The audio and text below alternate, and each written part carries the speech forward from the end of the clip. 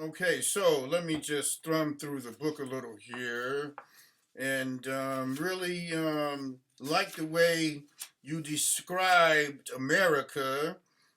What's your description of America as you put it in the book?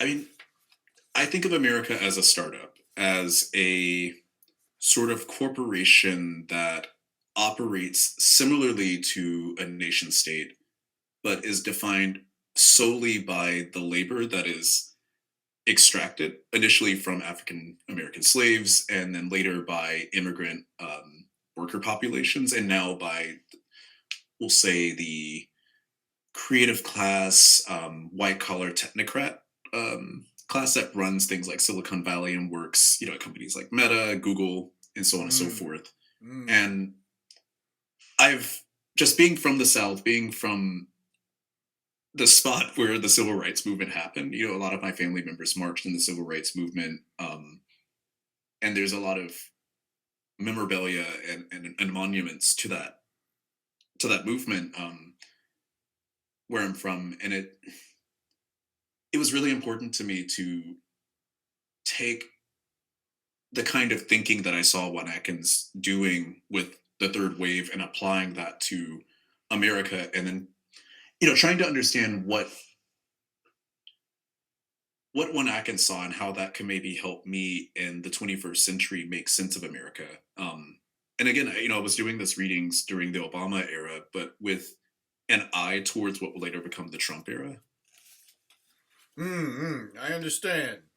So, in the early beginnings of techno music, it seemed that there were, like all current forms of music, it seems like it was started by just innocent, young, simple black people trying to make music, so to speak. I know this has happened with blues, jazz, and so on. Please give us your take on that. Yeah, I often describe techno as music in which the soul, like the actual idea of Motown soul, is being put inside of machines.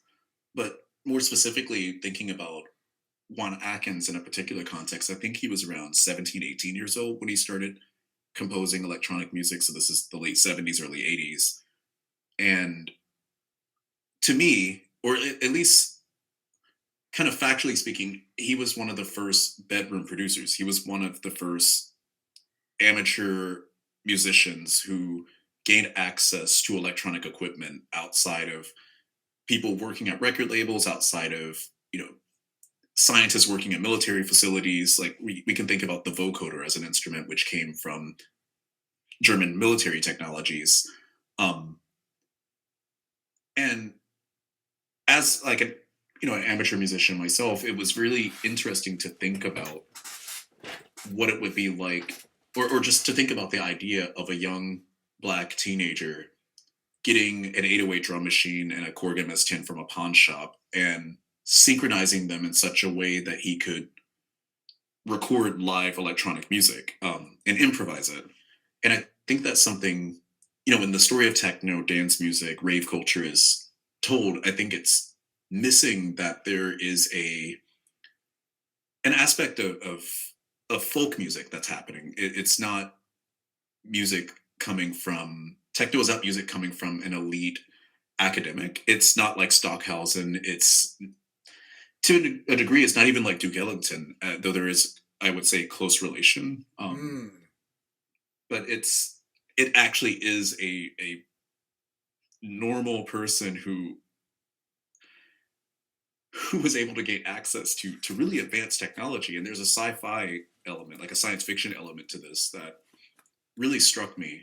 So when working on the book, I was trying to treat it like a science fiction novel that plays across reality and plays across actual historical events.